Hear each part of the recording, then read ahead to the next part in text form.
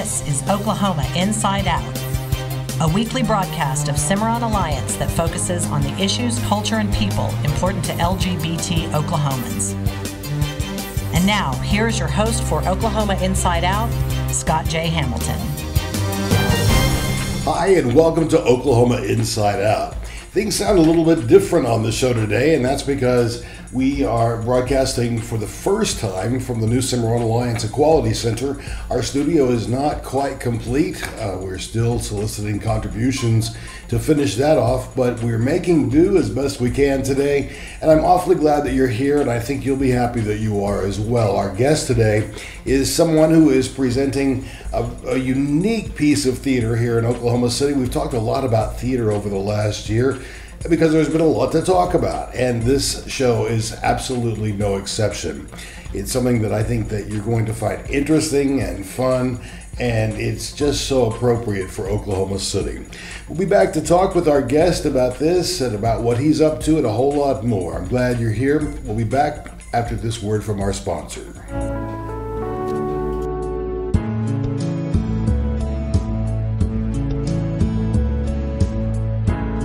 This edition of Oklahoma Inside Out is made possible through the generosity of friends and supporters like you. To support this program and the advancement of equal rights for LGBT Oklahomans, please consider making a generous gift today at cimarronalliance.org.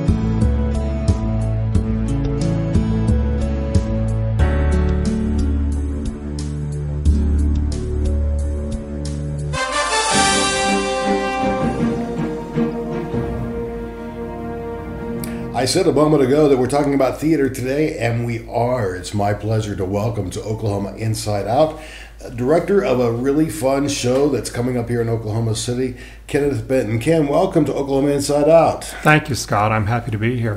So let's talk about this great show that's coming up. We should say, first of all, I think a lot of people are going to know the writer even if they don't know this show. Oh, that's true.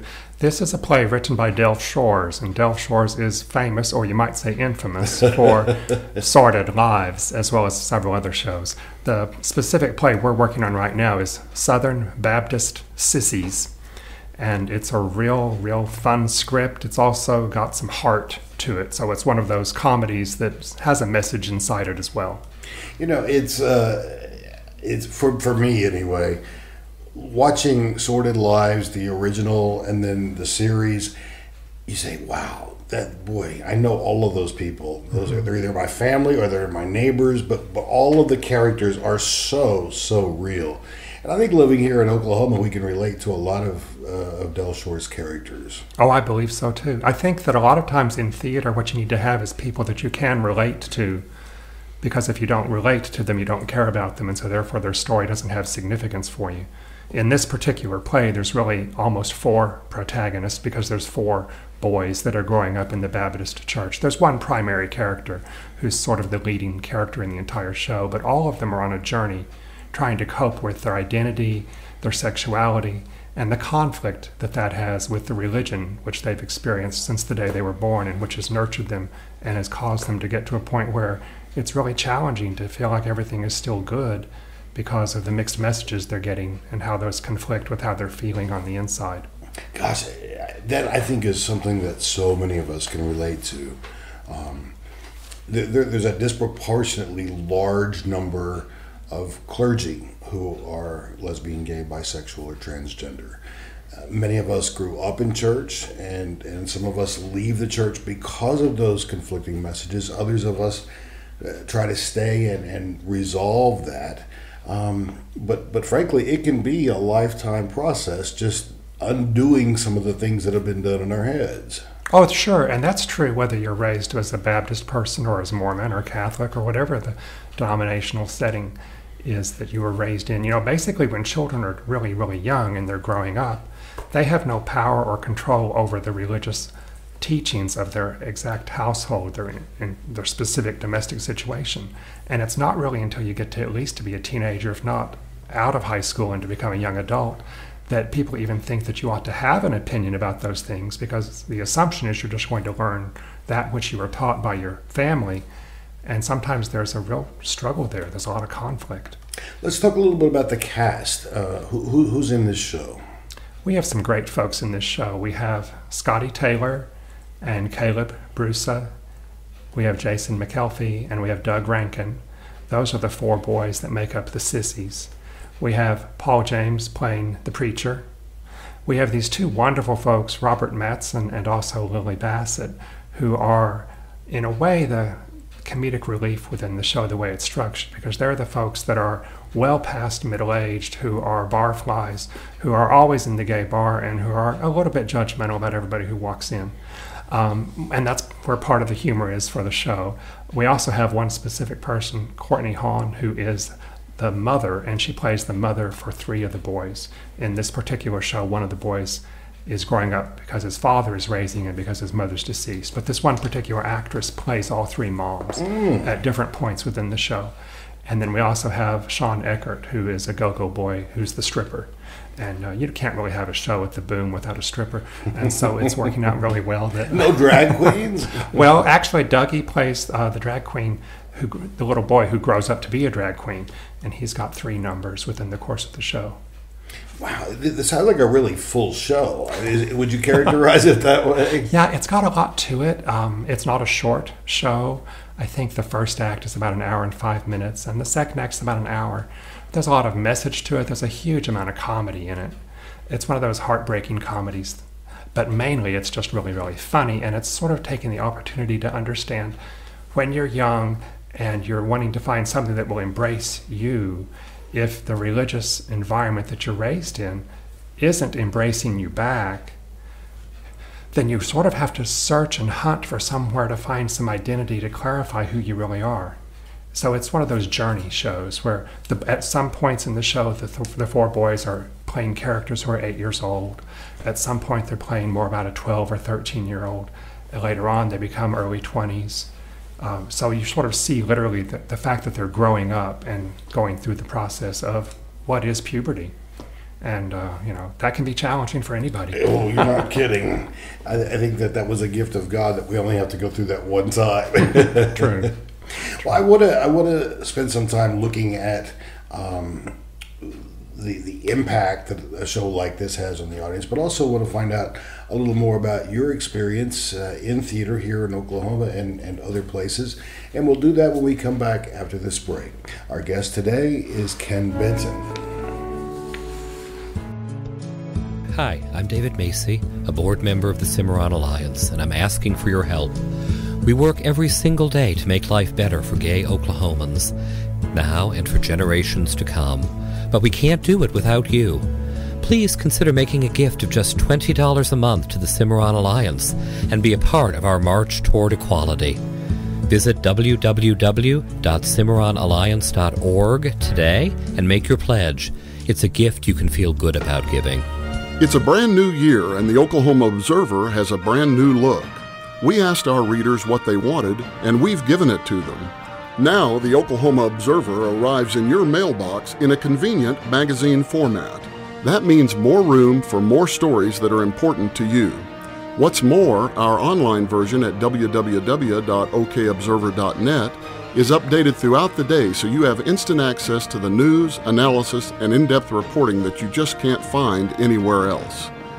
The legislature will soon be in session, and you can count on the Oklahoma Observer to be your eyes and ears at the Capitol and beyond. If you are a progressive Oklahoman, you owe it to yourself to be informed about issues and legislation that impact you, your family, and the LGBT community. Visit www.okobserver.net today. Our only agenda is to provide critical news to critical thinkers.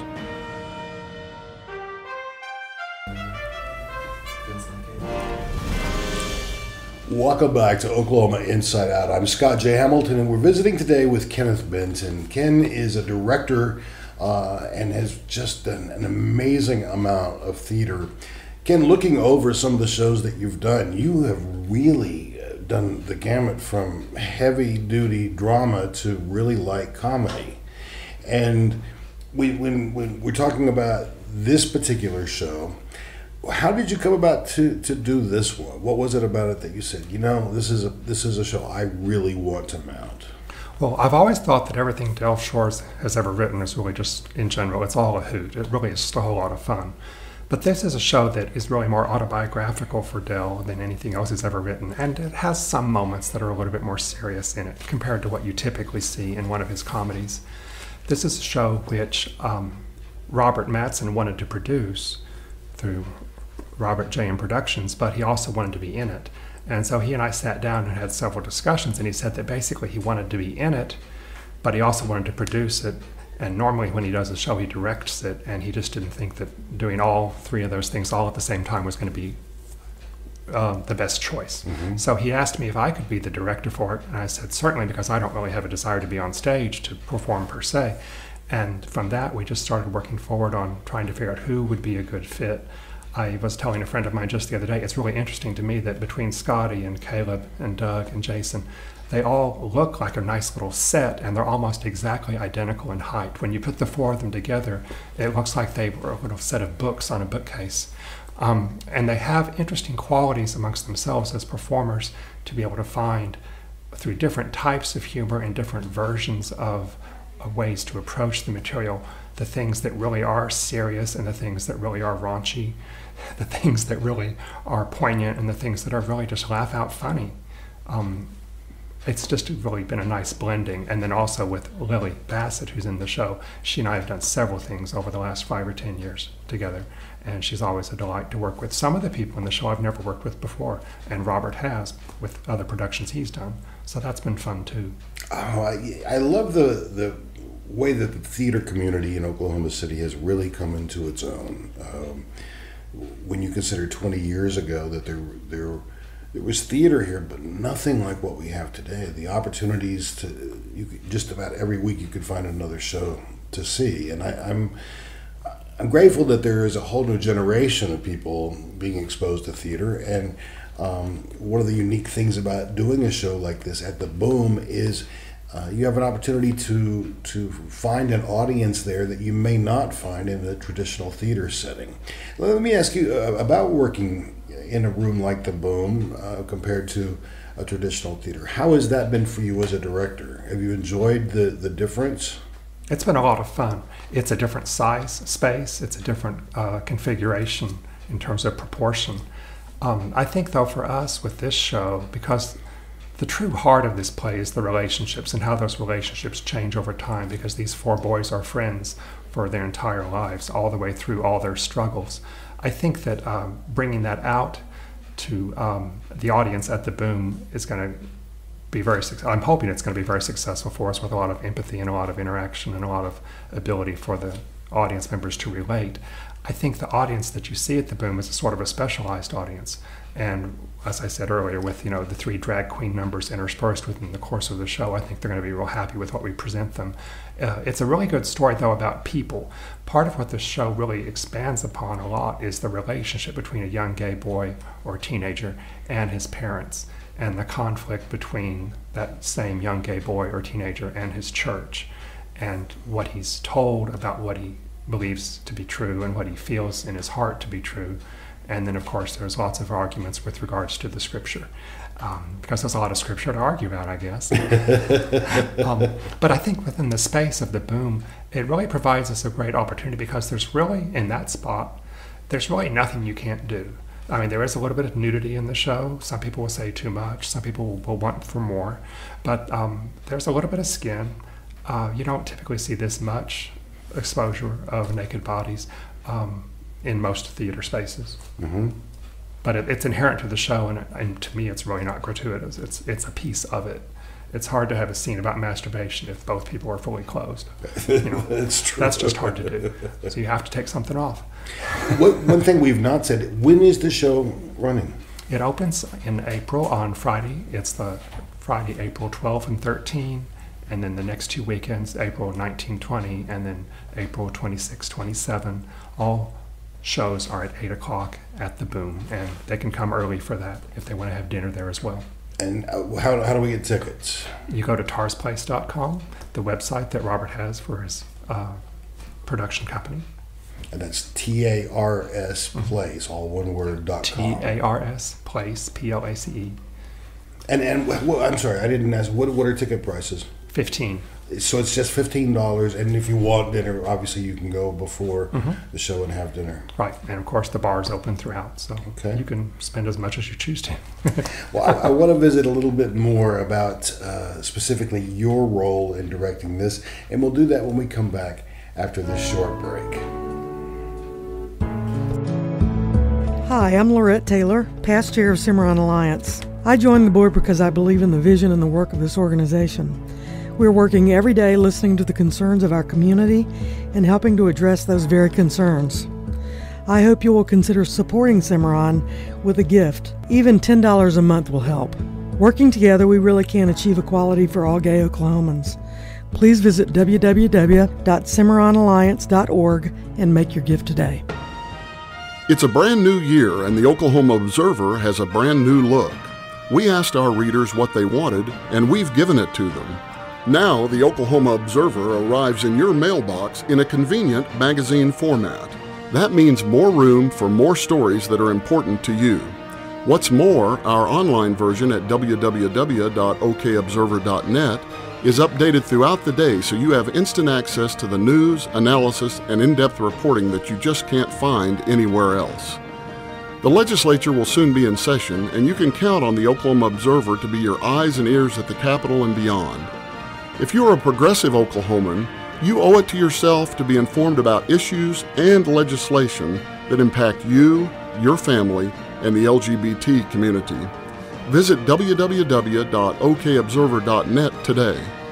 Our only agenda is to provide critical news to critical thinkers. Welcome back to Oklahoma Inside Out. Our guest today is Kenneth Benton, and we're talking about the show that he's directing at the Boom, which is Southern Baptist Sissies. Is there any of your background that comes through in this show?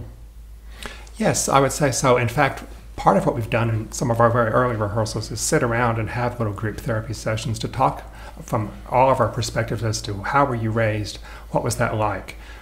Some of the folks in the show were raised Baptist, some were raised Catholic, some were raised in various Protestant religions. Some have different opinions nowadays compared to how they felt when they were younger. And some folks, have no strong church affiliation at this point. I think that for me, it was one of those things where, and we talk about this actually, there's quotations of it from the scripture in the actual text of the show where we talk about God is love. And so therefore, if God is love and God creates people, then all people must be doing something correctly. And when we say all people, we have to include people that we disagree with. For example, the drag queen character in the show at one point talks about how, if I have to expect the Republicans to respect me, then I have to respect the Republicans. And, that's a little bit of a challenge for her to do that. But I think that for me personally, growing up, when you know you're different and you don't fit in is a challenge. When I look back on that now, of course, it's been a while. I think that you just sort of have to know that there's something intrinsically good about everybody. And to me, when I talk about what God is, I think God is the good item, whatever that piece is, whatever that percentage is, that exists in each person. To me, God is more the goodness of each of us, inherent to us, more so than the God sitting up in the clouds. But that's just my personal philosophy. My approach to it. But I think that for folks who are struggling through the process of trying to come to grips with it, it can be very, very challenging. And to have the dialogue and to have the discussion and to have the freedom to disagree is helpful in the process, because things evolve over time for people sometimes, and life is a journey. And where I am now is not where I was 10 years ago or 40 years ago or whatever. And that's a good thing. Oh, yeah, I agree. It really is. Now, you graduated from Tulsa University? Yes, I went to the University of Tulsa. And are you a native Oklahoman? Yes, Oklahoma City. Okay, so you growing up about the same time that I did, you really had a chance to experience some of the same things that the characters in this play are dealing with. And I recall specifically when I was in college having discussions with members of the clergy who I thought I could trust at the time, and those things wound up exploding all over the space. It was a learning process because I thought if you told someone something in confidence that it was actually in confidence. And I learned that sometimes that's not the case. It's in confidence during the moment, but later on you lose control of it sometimes. But, you got to learn to forgive people because everybody's human. Yeah. And people can just do the best. Hopefully people are trying to do the best that they can do. So the Southern Baptist Sissies runs the last 3 weekends of April. Right. And tell us again where to get tickets. The reservations are at tarsplace.com, TARSPLAC, and it's $15 per person. And then if you come early to have dinner, that's in addition to that. Okay. Well, it's Friday and Saturdays. I can't wait to see the show. I think it's going to be a terrific evening. And I'm going to ask that as you continue your directing career here in Oklahoma, that you'll keep us apprised of what's going on. Is that a promise? Oh, you bet. I'll be happy to. I'm very, very happy that you've been with us today. Our guest today has been Kenneth Benton, and a real pleasure having you. Thanks again. Thank you. And it's always a pleasure to have you as a part of our listening audience. We thank you for your support, your encouragement, your ideas and suggestions. You can always email us at oklahomainsideout@cimarronalliance.org. I want to say thanks to our producer, Chris Moyer, our office coordinator, PK Kelly Palmer, board co-chairs of Cimarron Alliance are Randall Marsh and Catherine Primus. Our announcer is Lisa Pizzeri. On behalf of all of us at Cimarron Alliance and Oklahoma Inside Out, I'm Scott J. Hamilton, thanking you for joining us. Until next time, hang on to the vision of a fair and just Oklahoma.